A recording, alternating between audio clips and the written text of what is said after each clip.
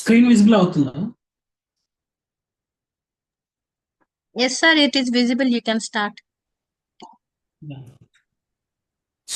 So section 14 వరకు ఏమైనా doubts ఉంటే అడగండి. అంతలోపు ఎవరైనా జాయిన్ అయ్యే వాళ్ళు జాయిన్ అవుతారు. Any doubts till section 14? Dear participants, if you have any doubts, you can pose questions.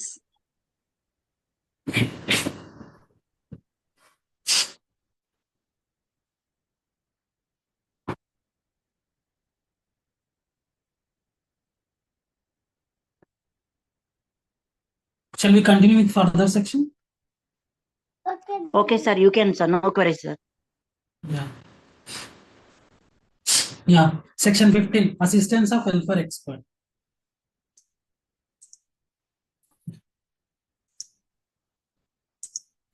Section 15 ప్రకారము మెజిస్ట్రేట్ కి ఈ case domestic violence case deal చేసే టైంలో ఎవరైనా వెల్ఫేర్ ఎక్స్పర్ట్ అంటే ఎక్స్పర్ట్ ఒపీనియన్స్ అవసరము ఈ కేసులో అనిపించినప్పుడు వాళ్ళ అసిస్టెన్స్ కూడా తీసుకోవచ్చు, వాళ్ళ హెల్ప్ కూడా తీసుకోవచ్చు. సెక్షన్ 15 ప్రకారం in any proceeding under this act, అంటే ఈ యాక్ట్ ప్రకారం ఏ ప్రొసీడింగ్ జరిగినా the magistrate may secure the service of such person preferably a woman. And ఇక్కడ వెల్ఫేర్ ఎక్స్పర్ట్ ఎవరై ఉండాలి? వెల్ఫేర్ ఎక్స్పర్ట్ కూడా ఉమెన్ అయి ఉండాలి, whether related to the agreed person or not. తను అగ్రీడ్ పర్సన్ తో సంబంధం ఉన్నా సంబంధం లేకపోయినా, including a person engaged in promoting family welfare as his things fit for the purpose of assisting in discharging his functions. అంటే ఒక person, ఒక women, ఇక్కడ వెల్ఫేర్ ఎక్స్పర్ట్ ఒక ఉమెన్ అయి ఉండాలి.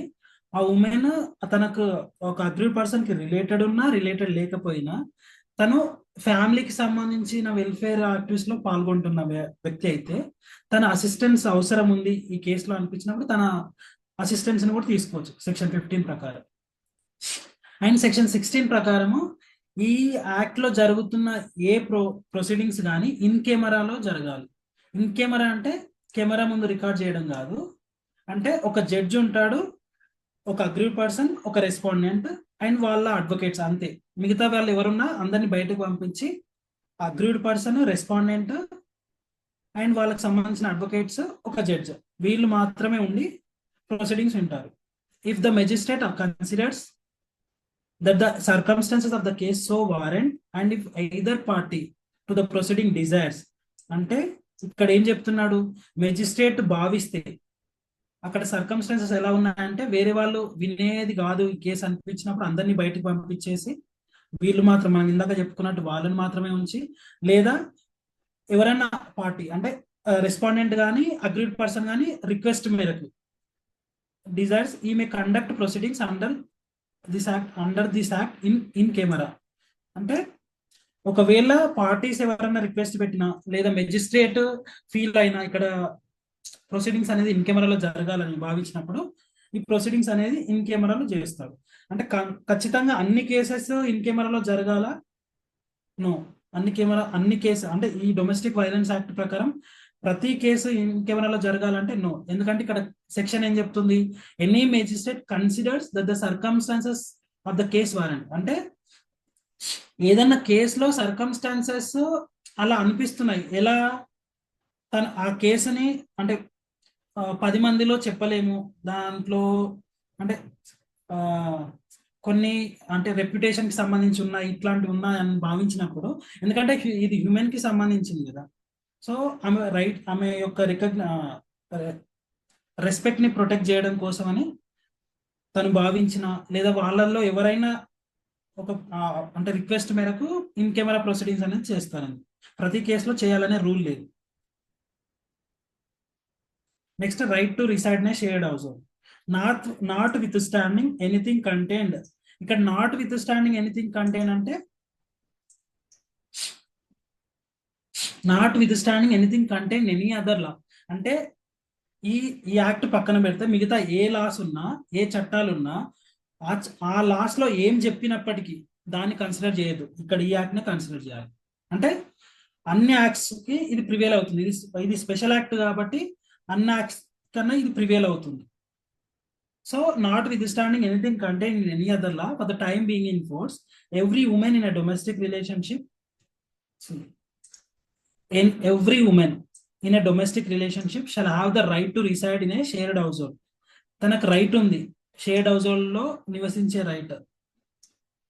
సో ఈ కేసు ఇది సతీష్ చంద్ర అహూజా కేసులో కూడా ఇది సుప్రీంకోర్టు 2000 ఒక్క నిమిషం ఇయర్ కేసు చెప్తాను.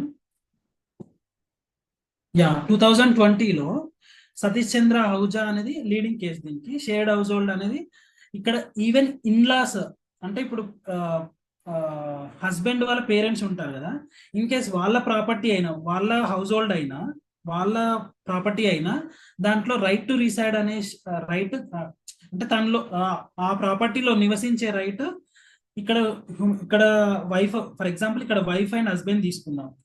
వైఫ్ అండ్ హస్బెండ్ మధ్యలో డొమెస్టిక్ వైలెన్స్ అనేది జరిగినప్పుడు ఆమెకు షేర్డ్ హౌస్ హోల్డ్ అవసరం, తను నివసించాలి, తను ఉండడానికి ఇల్లు కావాలి. కాబట్టి అది ఫర్ ఎగ్జాంపుల్ ఆ ప్రాపర్టీ ఏదైతుందో అది పేరెంట్స్ అనుకుందాం. ఈవెన్ పేరెంట్స్ అంటే ఎవరి parents, husband parents, even husbands parents property అయినా ఇక్కడ వైఫ్ కి రైట్ ఉంటుంది, అందులో ఉండే రైట్ ఉంటుంది. ఈ కేసులో సతీష్ చంద్ర అహూజా వర్సెస్ సతీష్ చంద్ర అహూజా కేసులో ఇది 2020లో సుప్రీంకోర్టు చెప్పడం జరిగింది. ఈవెన్ ఇన్లాస్ హౌస్ లో తినకు నివసించే రైట్ ఉంటుందని చెప్పింది. The aggrieved person shall not be evicted or excluded from the shared household or any part of it by the respondent. See, ఇక్కడ ఏం చెప్తున్నాడు, ఇక్కడ షేర్డ్ హౌస్ హోల్డ్ లో the aggrieved person shall not be evicted, తనని బయటకు పంపించే right ఎవరికి respondent కి లేదు. ఇప్పుడు shared household for example husband అనుకుందాం లేదా ఇన్లాస్ అనుకుందాం. ఇక్కడ డొమెస్టిక్ వైలెన్స్ జరిగినప్పుడు ఈ అమ్మాయిని బయటకు తరిమేసే రైట్ రెస్పాండెంట్ కానీ రెస్పాండెంట్ ఇన్లాస్ కానీ లేదు. ఇక్కడ యాక్ట్ రెస్పాండెంట్ వరకే చెప్పింది. ఇప్పుడు ఈ సెక్షన్ మనకు సతీష్ చంద్ర అహూజా కేసులో ఈవెన్ ఇన్లాస్ ప్రాపర్టీ అయినా సరే వాళ్ళకు కూడా ఇప్పుడు అగ్రీడ్ పర్సన్ ఆ ప్రాపర్టీలో కూడా రైట్ ఉంటుందని చెప్పింది. Any doubts?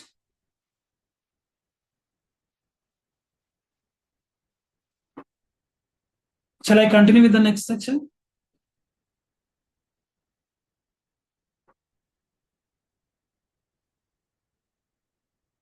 డౌట్స్ ఉంటే అడగండి, లేదంటే నెక్స్ట్ సెక్షన్కి వెళ్ళిపోతాం.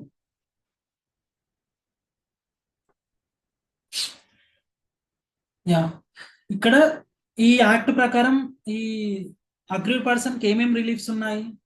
ప్రొటెక్షన్ ఆర్డర్ రిలీఫ్ ఉంది, గుర్తుంచుకోండి. ప్రొటెక్షన్ ఆర్డర్, రెసిడెన్స్ ఆర్డర్, ఇది మెయిన్స్ లో కూడా అడుగుతారు question. What are the reliefs provided under domestic violence act?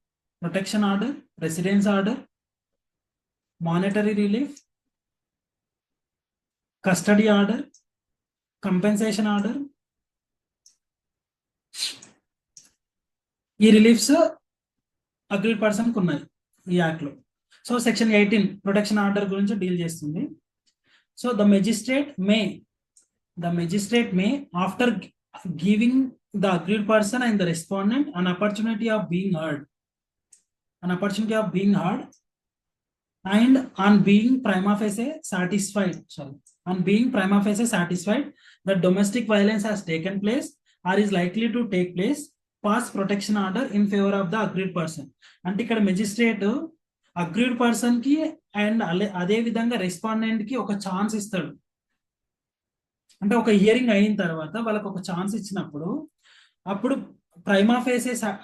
Magistrate prima ఫేసే satisfy అవుతాయి. అంటే ఇక్కడ ప్రొటెక్షన్ ఆర్డర్ అనేది అవసరము అని మెజిస్ట్రేట్ భావిస్తే అగ్రీడ్ పర్సన్ కి ప్రొటెక్షన్ ఆర్డర్ కల్పిస్తాడు రెస్పాండెంట్ నుంచి. Protection order in favour of the agreed person and prohibiting, ఇక్కడ ప్రొటెక్షన్ ఆఫీసర్ అగ్రీడ్ పర్సన్ కి ప్రొటెక్షన్ ఆర్డర్ కల్పిస్తూ రెస్పాండెంట్ ని ప్రొహిబిట్ చేస్తాడు. దేనికి?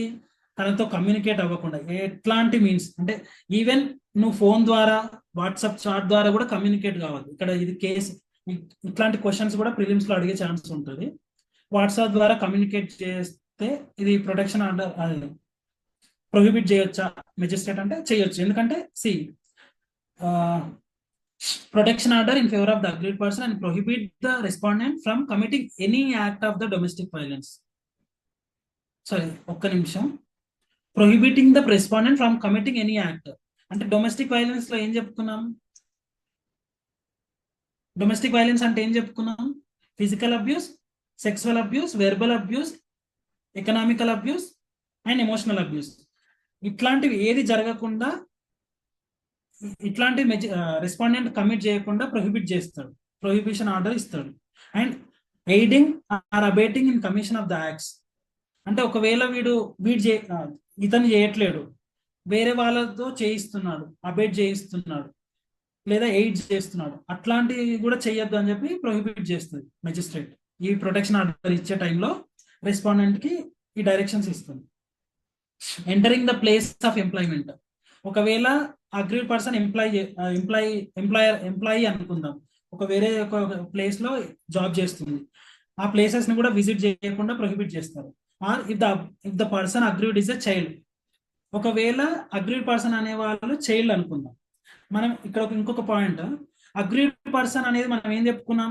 ఎనీ ఉమెన్, అంటే ఎవరైనా ఒక మహిళ అనుకున్నాం కదా, ఎనీ పర్సన్ అనుకున్నాం కదా. అంటే ఈవెన్ చైల్డ్ కూడా. ఇప్పుడు ఫర్ ఎగ్జాంపుల్ ఒక ఎగ్జాంపుల్ తీసుకున్నాము. ఒక ఫ్యామిలీలో చిల్డ్రన్ ఉన్నారు, అది మైనర్ అనుకుందాం, మైనర్ కానీ మేజర్ కానీ ఎవరైనా ఉన్నారు, వాళ్ళని కొట్టడం లాంటిది కానీ తిట్టడం లాంటిది కానీ, ఇంకా మనకు ఫర్ ఎగ్జాంపుల్ ఒక చైల్డ్ కి ఎకనామికల్ గా సపోర్ట్ ఇవ్వకపోయినా పేరెంట్స్, దాన్ని కూడా డొమెస్టిక్ వైలెన్స్ గా కన్సిడర్ చేస్తారు. అప్పుడు వాళ్ళు మానిటరీ రిలీఫ్ కానీ ప్రొటెక్షన్ ఆర్డర్ కావాలనుకుంటే ఇక్కడ వేసుకోవచ్చు. ఈవెన్ చిల్డ్రన్ కూడా కేసు వేసుకోవచ్చు ఈ యాక్ట్ ప్రకారం.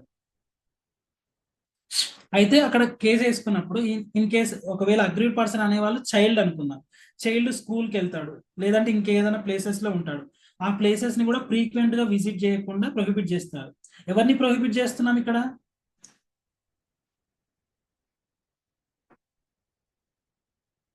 ఈ సెక్షన్ ప్రకారం ఎవరిని ప్రొహిబిట్ చేస్తుంది magistrate?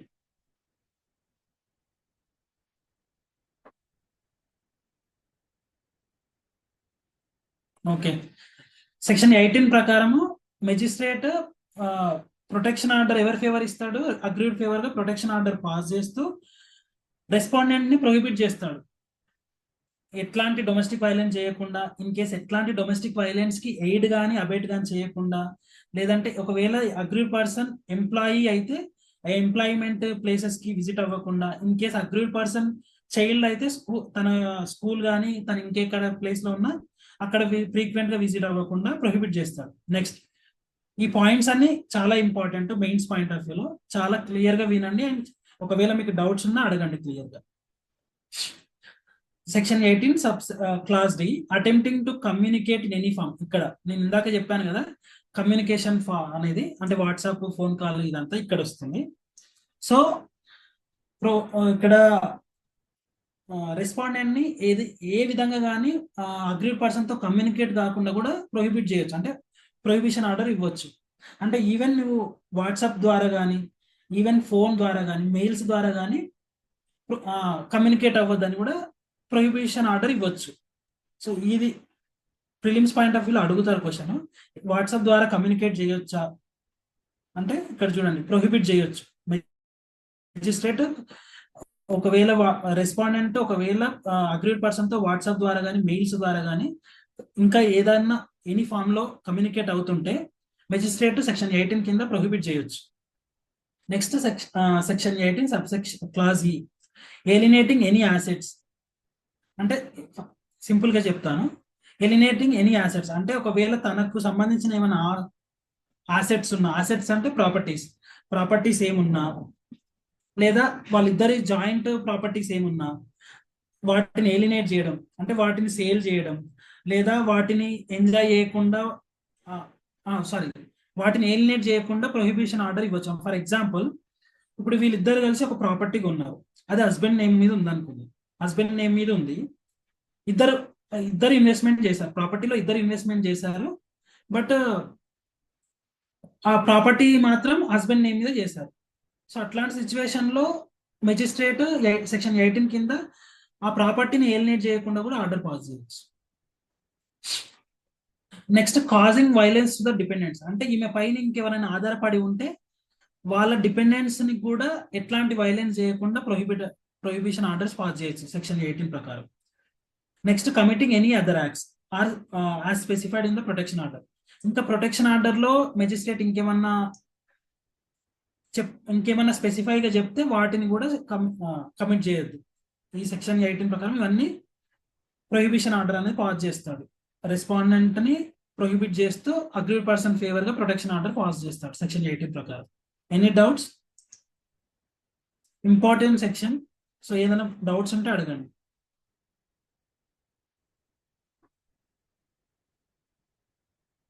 Next residence order, section 19 residence order.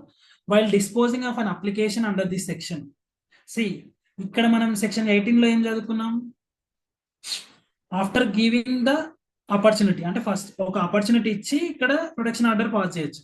But residence order వచ్చేసరికి while disposing the application dispose చేసే టైంలో ఇక్కడ సెక్షన్ 12 సబ్సెక్షన్ 1 కింద మనం అప్లికేషన్ పెట్టుకున్నాం మెజిస్ట్రేట్ కి అప్లికేషన్ పెట్టుకున్నప్పుడు అప్లికేషన్ ని డిస్పోజ్ చేసే టైంలో మెజిస్ట్రేట్ రెసిడెన్స్ ఆర్డర్స్ పాస్ చేయొచ్చు. Being satisfied that domestic violence is taken place, pass residence order.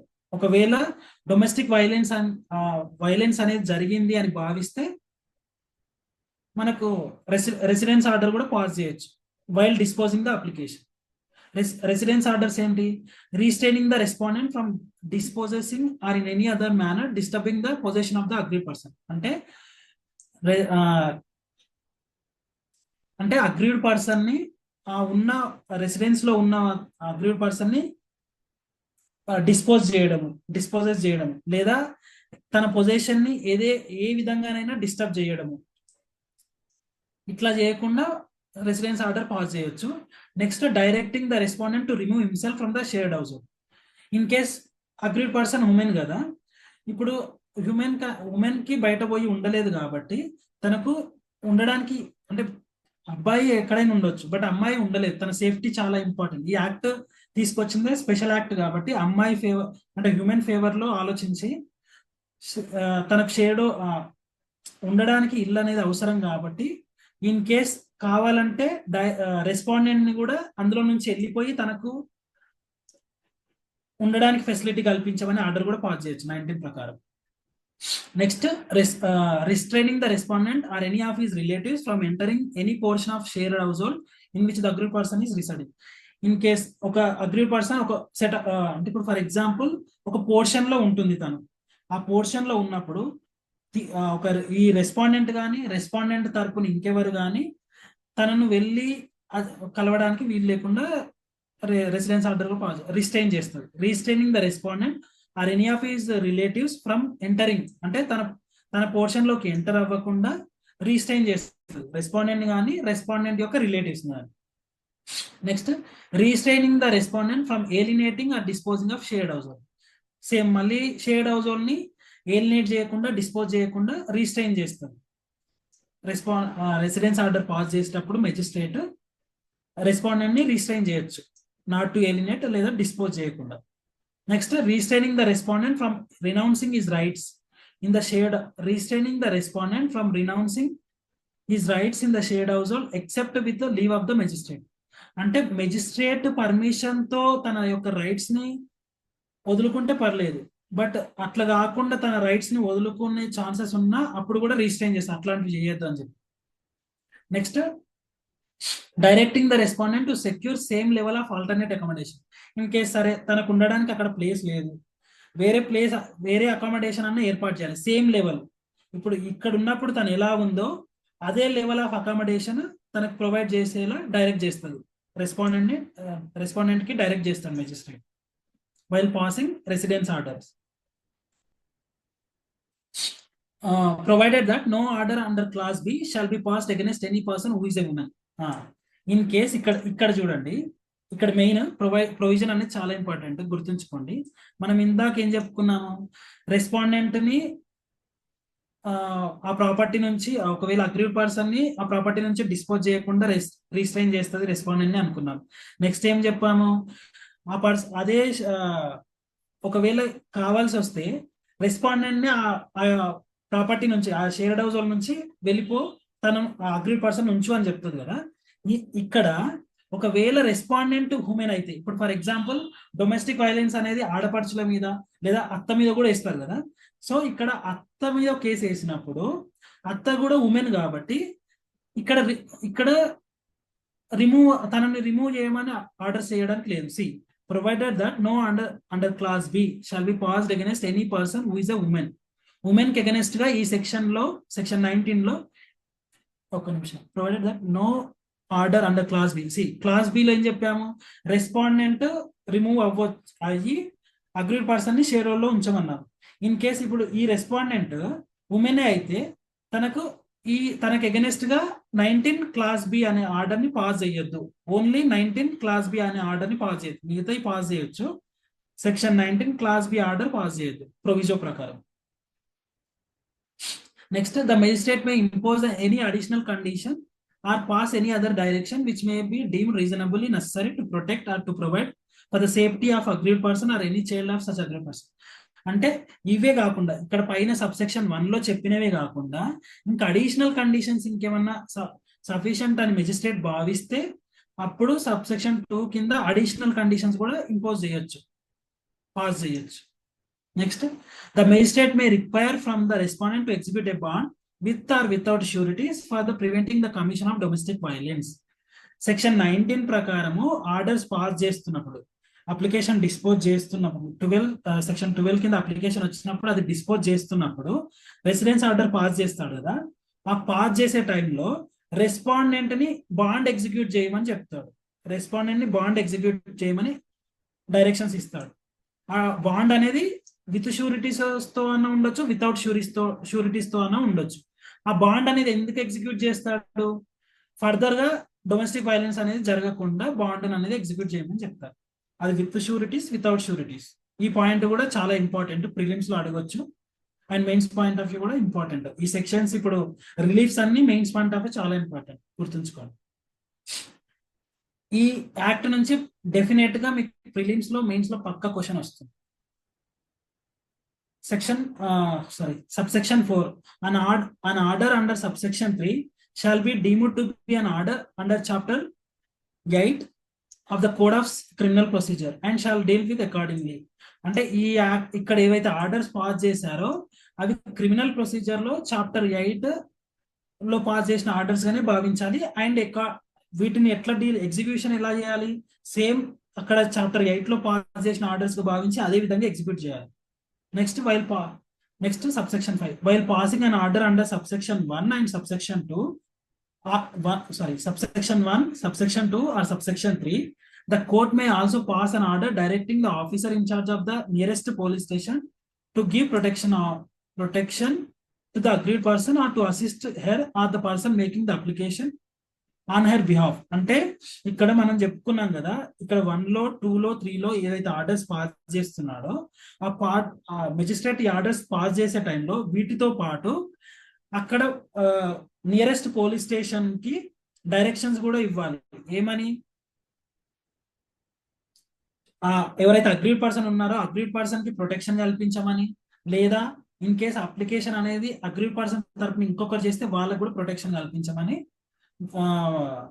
అక్కడ నియరెస్ట్ పోలీస్ స్టేషన్ కి డైరెక్షన్స్ ఇవ్వాలి. అంటే ఇవ్వాలనేది కంపల్సరీ కాదు, ఇక్కడ మే అనేది ఉంది. సో ఇది description of the court. While making order under subsection 1, the magistrate may impose on the respondent obligation relating to discharge of rent and other payments having regard to the financial needs and resources of the parties. And ఇక్కడ orders pass చేసేటప్పుడు magistrate ఒకవేళ ఇప్పుడు respondent పైన obligation ఉంది, rents కానీ ఇంకేమైనా payments కానీ discharge చేయాలని, అవి కూడా ఫినాన్షియల్ నీడ్స్ అనే సపోర్ట్ అనేది ఇవ్వాలి అగ్రీడ్ పర్సన్ కానీ కూడా పాస్ చేయొచ్చు. The magistrate may direct the officer in charge of police station in whose jurisdiction the magistrate has been approached to assist the implementation of protection order. ఈ section ఒక్క నిమిషం, ఇక్కడ protection order pass చేసినప్పుడు ఆ protection order ని implement చేయడం కోసం nearest police station యొక్క పోలీస్ స్టేషన్ ఇన్ఛార్జ్ ఎవరైతే ఉంటారో వాళ్ళకి డైరెక్షన్ ఇవ్వచ్చు. ఏదైతే ఆర్డర్ పాస్ అయిందో దాన్ని ఇంప్లిమెంట్ చేయమని చెప్పి నియరెస్ట్ పోలీస్ స్టేషన్ వాళ్ళకి డైరెక్షన్స్ ఇస్తారు magistrate. The magistrate may direct the respondent to return the possession of the aggrieved person or a Sridhan or any other property. And ఇక్కడ residence order pass చేసే క్రమంలో magistrate వీటితో పాటు తనకు సంబంధించిన ఏదైనా ప్రాపర్టీ ఉన్నా అది మూవబుల్ కానీ ఇమూవబుల్ కానీ. ఫర్ ఎగ్జాంపుల్ మనం చాలా కేసెస్ లో చూస్తాం, భార్యాభర్తలు ఇద్దరు గొడవపడి తనకున్న ఏదైతే ఆర్నమెంట్స్ ఉంటాయో అది వాళ్ళ ఇన్లాస్ ఇంట్లోనే పెట్టేసి వస్తుంది. అట్లాంటి టైంలో ఈ రెసిడెన్స్ ఆర్డర్ తో పాటు ఇక్కడ ఆమెకు సంబంధించిన ప్రాపర్టీ ఏదున్నా అది మూవబుల్ ఆర్ ఇమూవబుల్, అది శ్రీధన్ కానీ అవన్నీ కూడా తనకు హ్యాండ్ ఓవర్ చేయమని చెప్పి, వాల్యుబుల్ సెక్యూరిటీ అయినా సరే అవన్నీ తనకు హ్యాండ్ ఓవర్ చేయమని చెప్పి డైరెక్ట్ చేస్తాడు రెస్పాండెంట్. ఇక్కడ వరకు అర్థమైందని అనుకుంటున్నాను. Any doubts? ఈ సెక్షన్స్ అనేది చాలా important, prelims point of view and mains point of view. మళ్ళీ చెప్తున్నాను. Next, monetary relief. While disposing of an application under subsection 1 of section 12, the magistrate may direct the respondent to pay monetary relief to meet the expenses incurred and losses suffered by the aggrieved person and any child of the aggrieved person result of the domestic violence, and such reliefs may include but not limited to. అంటే ఇక్కడ ఏం చెప్తున్నాడంటే section 20 ప్రకారము మనకు section 12 subsection 1 ప్రకారం ఒక application వచ్చినప్పుడు monetary relief application for example వచ్చింది అనుకుంటే ఆ అప్లికేషన్ ప్రకారం అప్లికేషన్ ని డిస్పోజ్ చేసే టైంలో మెజిస్ట్రేట్ రెస్పాండెంట్ కి మానిటరీ రిలీఫ్ కూడా పే చేయమని చెప్తాడు. అంటే ఇంకొకటి, మానిటరీ రిలీఫ్ అంటే ఏం లేదు, మనీ మెయింటెనెన్స్ అనేది ఇప్పిస్తాడు. ఇక్కడ సెక్షన్ 20 అనేది మెయింటెనెన్స్. ఈ మెయింటెనెన్స్ మనకు డొమెస్టిక్ వైలెన్స్ లో మెయింటెనెన్స్, హిందూ మ్యారేజ్ లో maintenance, 25 section 25 of Hindu marriage act లో మెయింటెనెన్స్, పర్మనెంట్ అలిమోనీ. ఇక్కడ 20 లో మానిటరీ రిలీఫ్ అండ్ సిఆర్పిసి లో 125 ఇవి ఏవైతే ఉన్నాయో ఇదన్నీ మెయింటెనెన్స్. అలా అని చెప్పి ఇక్కడ మెయింటెనెన్స్ వచ్చింది అని చెప్పి అక్కడ అడగడానికి వీలు లేదు, అక్కడ అడగద్దు అని రూల్ లేదు. ఇక్కడ అడిగినప్పుడు ఇక్కడ అడిగినా కూడా అక్కడ కూడా నువ్వు రిలీఫ్ అడగొచ్చు.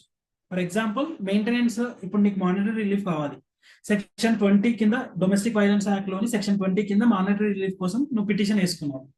ఇలా ఇక్కడ పిటిషన్ వేసుకున్నావు అని చెప్పి సిఆర్పిసిలోని 120 సెక్షన్ 125 కింద పిటిషన్ వేసుకోవద్దని రూల్ లేదు. అక్కడ కూడా వేసుకోవచ్చు, ఇక్కడ కూడా వేసుకోవచ్చు.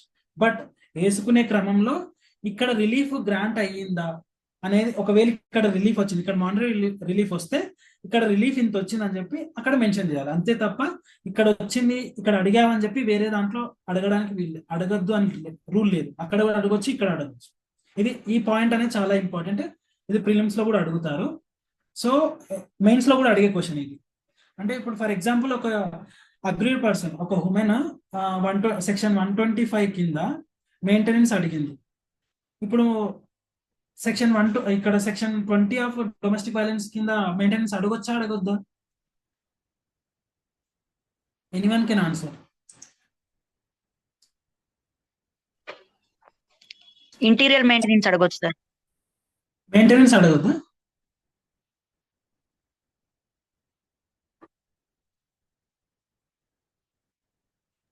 ఇంటీరియర్ మెయింటెనెన్స్ అడగొచ్చు సార్. ఇంటరీ మెయింటెనెన్స్ అది ఓకే.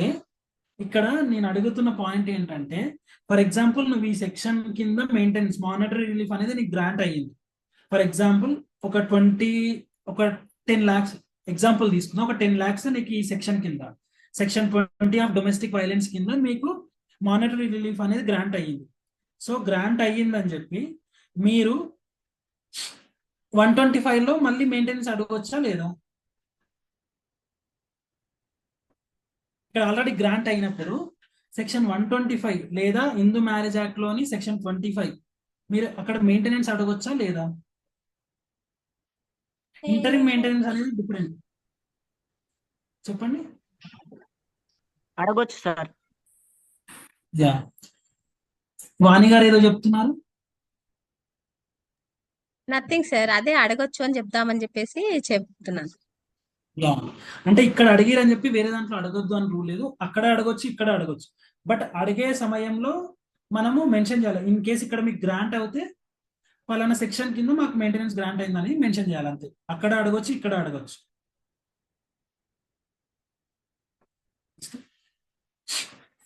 ఆ మెయింటెనెన్స్ ఏంది అంటే ఇక్కడ మెయింటెనెన్స్ ఏంటంటే డొమెస్టిక్ వైలెన్స్ జరిగినప్పుడు ఆ డొమెస్టిక్ వైలెన్స్ కారణంగా మీకు ఫినాన్షియల్ సఫర్ ఉండద్దు అని చెప్పి ఈ సెక్షన్ కింద గ్రాంట్ చేస్తారు. మీకు కానీ ఒకవేళ మీకు పిల్లలు ఉంటే వాళ్ళకి ఫినాన్షియల్ సఫర్ ఉండద్దని ఈ సెక్షన్ కింద మెయింటెనెన్స్ గ్రాంట్ చేస్తారు, మానిటరీ రిలీఫ్ అనేది గ్రాంట్ చేస్తారు. అవి ఏంటేంటి? లాస్ ఆఫ్ ఎర్నింగ్స్ లేదా medical expenses, loss caused due to the destruction, damage or removal of property from the control of the agreed person. అంటే agreed person కంట్రోల్లో ఉన్న ప్రాపర్టీని తీసుకున్నారు, దాన్ని డ్యామేజ్ చేశారు, డిస్ట్రక్ట్ చేశారు, అట్లాంటి సమయంలో కూడా మానిటరీ రిలీఫ్ అనేది ఈ సెక్షన్ కింద గ్రాంట్ చేస్తారు. The maintenance of the agreed person as well as their children if any including an order under or in addition to an order of maintenance under ఇక్కడ ఏమంటున్నాడు? The maintenance for the agreed person as well as their children. ఇక్కడ maintenance ఏదైతే ఇస్తున్నాడో aggrieved person కానీ agreed person యొక్క children కానీ, ఇది addition in addition to an order of maintenance under section 125. అంటే ఇన్ అడిషన్ అన్నాడు వాడు, అది ఇంక్లూడ్ అనలేదు. ఇన్ అడిషన్ అంటే అక్కడ అడిగినా ఇక్కడ కూడా అడగొచ్చు అనేది ఇక్కడ మీనింగ్. ఇక్కడ ఓన్లీ మన సిఆర్పిస్ తో కంప్లీట్ ఎండ్ చేయలేడు వాడు. ఇక్కడ ఇంకోటి ఏమన్నాడు? Or any other law. Any other law కింద ఇప్పుడు మనం హిందూ మ్యారేజ్ యాక్ట్ తీసుకోవచ్చా?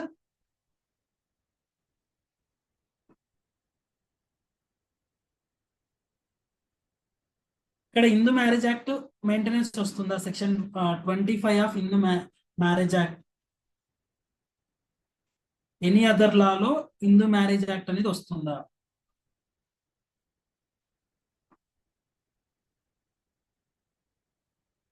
ఎస్, హిందూ మ్యారేజ్ యాక్ట్ కూడా వస్తుంది. ఎందుకంటే ఎనీ అదర్ లా అన్నాడు, అది ఏదన్నా కానీ, హిందూ మ్యారేజ్ అన్నా కానీ, హిందూ మెయింటెనెన్స్ యాక్ట్ అన్నా కానీ, ఏదన్నా కానీ అందులో మెయింటెనెన్స్ కూడా అది అడిషన్ కానీ అందులో ఇంక్లూడ్ కాదు.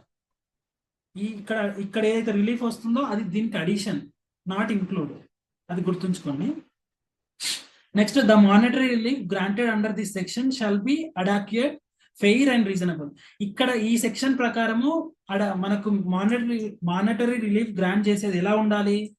అది అడాక్యుయేట్ ఉండాలి, ఫెయిర్గా ఉండాలి అండ్ రీజనబుల్గా ఉండాలి, and consistent with the standard of living. అంటే వాళ్ళ యొక్క స్టాండర్డ్ ఆఫ్ లివింగ్ ని బేస్ చేసుకొని మానిటరీ రిలీఫ్ గ్రాంట్ చేయాలి. ఫర్ ఎగ్జాంపుల్, రేపు మీరు బెంచ్ ఎక్కారు, జడ్జ్ అయ్యారు, బెంచ్ మీద కూర్చున్నారు, మీ దగ్గరికి agreed person domestic violence case తీసుకొస్తుంది, అంటే ఒక పిటిషన్ ఇస్తుంది. అప్పుడు మీరు మానిటరీ రిలీఫ్ ఈ సెక్షన్ ప్రకారము ఎంత అంటే అంత ఇవ్వడానికి వీల్లేదు. వాళ్ళ స్టాండర్డ్ ఆఫ్ లివింగ్ చూసి దాన్ని బేస్ చేసుకొని fair and reasonable monetary relief అనేది గ్రాంట్ చేయాలి. Next, the magistrate shall have the powers to order an appropriate lump sum payment or monthly payment. అంటే ఇక్కడ మానిటరీ రిలీఫ్ గ్రాంట్ చేస్తున్నప్పుడు ఒకటేసారి లంసమ్ అమౌంట్ అన్న పే చేయమని అడగొచ్చు, లేదా మంత్లీ మెయింటెనెన్స్ అన్నా ఇవ్వమని చెప్పొచ్చు, అక్కడ based on circumstances. Next, the magistrate shall send a copy of the order for monetary relief made under subsection 1 to the parties to the application and to the in charge of police station within the local limits of whose jurisdiction the respondent resides. ఇక్కడ ఏంటి? ఇక్కడ section 20 ప్రకారము monetary relief grant చేసేది. Grant చేసిన తర్వాత ఈ order copies ఇద్దరు parties to the application. అంటే పార్టీస్ టు ద అప్లికేషన్ ఎవరు? ఇన్ కేస్ అగ్రీడ్ పర్సన్ అయితే అగ్రీడ్ పర్సన్, లేదా agreed person behalf of protection officer అయితే ప్రొటెక్షన్ ఆఫీసర్, లేదా సర్వీస్ ప్రొవైడర్స్ అయితే సర్వీస్ ప్రొవైడర్స్, వాళ్ళకి ఆర్డర్ కాపీని ఇవ్వాలి. అండ్ వాళ్ళతో పాటు, ఇక్కడ ఆర్ కాదండి, అండ్ అంటే వాళ్ళతో పాటు కన్సర్న్ పోలీస్ స్టేషన్, ఎవరైతే రెస్పాండెంట్ ఎక్కడ రిసైడ్ అవుతాడో రెస్పాండెంట్ జ్యూరిస్డిక్షన్ లోని పోలీస్ స్టేషన్ కి ఈ ఆర్డర్ కాపీని ఫార్వర్డ్ చేయాలి. Next, the respondent shall pay the monetary relief granted to the agreed person within the period specified in the order. అంటే ఇక్కడ మెజిస్ట్రేట్ క్లియర్ గా మెన్షన్ చేస్తాడు విత్ ఇన్ టైం పీరియడ్. ఆ time period ఏంటనేది మనకు act చెప్పలేదు, ఇది description of the magistrate యొక్క డిస్క్రిషనరీ పవర్. ఎన్ని రోజుల్లో పే చేయాలి, ఏ టైం పీరియడ్ లో నువ్వు ఇప్పుడు ఇక్కడ ఇచ్చిన ఈ సెక్షన్ ప్రకారం ఇచ్చిన మానిటరీ రిలీఫ్ ఎంత టైం పీరియడ్ లో పే చేయాలనేది మెజిస్ట్రేట్ డిస్క్రిషనరీ పవర్. సో అతను ఇచ్చిన టైం పీరియడ్ లోపు నువ్వు పే చేయాలి. లేదంటే ఇక్కడ పీనల్ ప్రొవిజన్ మళ్ళీ ఒకవేళ మీరు విత్ ఇన్ టైం పీరియడ్ లో ఇక్కడ మెజిస్ట్రేట్ ఇచ్చినట్టుగా మీరు ప్రొటెక్షన్ ఆర్డర్ ఏదైనా ఫాలో అవ్వకుంటే మళ్ళీ పనిష్మెంట్ అవుతుంది. ఇంకొకటి ఇది చెప్పడం మర్చిపోయాను, ఈ డొమెస్టిక్ వైలెన్స్ అనేది క్వాజీ జ్యుడిషియల్, సారీ అంటే ఇది కంప్లీట్ క్రిమినల్ నేచర్ కాదు, అలా అని చెప్పి కంప్లీట్ సివిల్ నేచర్ కాదు. ఇది మెయిన్లీ సివిల్ రెమెడీస్ ప్రొవైడ్ చేస్తుంది. But in case civil remedies ని ఫాలో అవ్వకపోతే పీనల్ ప్రొవిజన్ అట్రాక్ట్ అవుతుంది. అంటే మెయిన్ గా ఇది civil in nature. But in case నువ్వు సివిల్ రెమెడీస్ ని ఫాలో అవ్వకపోతే, ఇప్పుడు ఫర్ ఎగ్జాంపుల్ రెస్పాండెంట్ కి మానిటరీ రిలీఫ్ అంటే మెయింటెనెన్స్ ఇవ్వమని చెప్పి ఆర్డర్ పాస్ చేసినప్పుడు ఈ రెస్పాండెంట్ ఆర్డర్ ని ఒబే చేయలేడు. ఒబే చేయనప్పుడు పీనల్ ప్రొవిజన్ వర్తిస్తుంది. అంటే వాడికి ఆ రెస్పాండెంట్ కి పనిష్మెంట్ వస్తుంది ఈ యాక్ట్ ప్రకారం. ఇది కంప్లీట్ సివిల్ కాదు, అట్లా అని చెప్పి కంప్లీట్ క్రిమినల్ కాదు. Next custody order. Excuse me, sir. Session is going to be ending within few minutes, sir. Okay, Do you want Just- to continue just- this by sharing another link, or do you want to wind up? I will wind up the session. Just we'll going with the section 21, 22. Then after important sections only. Okay. Then It custody is orders. going to be, the session is going to be end within 1 minute, sir. Okay, so wait, ఇక్కడ appeal period ఒకసారి గుర్తుంచుకోండి. Section 29 ప్రకారం appeal period వచ్చేసి 30 days. అంటే ఈ act ప్రకారము magistrate order pass చేస్తే within 30 days లో రెస్పాండెంట్ అపీల్కి వెళ్ళాలి. అపీల్కి సెషన్ కోర్టుకి వెళ్తాడు. అండ్ ఇంకొకటి ఏంటంటే ప్రొటెక్షన్ ఆఫీసర్ ఒకవేళ ఆర్డర్ ని డిసోబే చేసిన తనకు కూడా పనిష్మెంట్ వస్తుంది. బట్ అక్కడ ఒకవేళ ప్రొటెక్షన్ ఆఫీసర్ కి పనిష్మెంట్ ఇవ్వాలంటే గవర్నమెంట్ యొక్క కన్సెంట్ అనేది అవసరము. అతని పనిష్మెంట్ వచ్చేసి 2 years 2 years punishment plus 20,000 penalty. ఒక్క నిమిషం, ఇక్కడ penalty for breach of protection order. ఒకవేళ ఇది రెస్పాండెంట్ గురించి సెక్షన్ 31 రెస్పాండెంట్ ఏంటంటే ఇక్కడ ఈ యాక్ట్ లో చెప్పినట్టుగా ఏదన్నా ఆర్డర్ ని డిసోబే చేస్తే ఇతనికి పనిష్మెంట్ వస్తుంది. 31 కింద పీనల్ ప్రొవిజన్ వర్తిస్తుంది. అతని పనిష్మెంట్ ఏంటి? 1 year, sorry, which may extend to 1 year. అంటే 1 year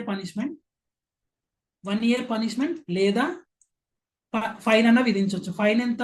20,000 లేదా రెండు కలిపి, అంటే 1 year plus punishment plus fine అన్న విధించవచ్చు, లేదా ఓన్లీ ఫైన్ అన్న విధించవచ్చు, లేదా ఓన్లీ ఇంప్రిజన్మెంట్ అన్న విధించవచ్చు. ఆ ఇంప్రిజన్మెంట్ అయితే 1 year, ఫైన్ అయితే 20,000.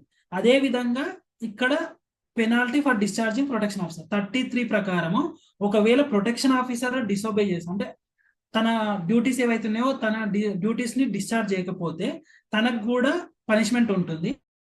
For more such videos, please subscribe our channel and please like if you like the video, and please also share the video.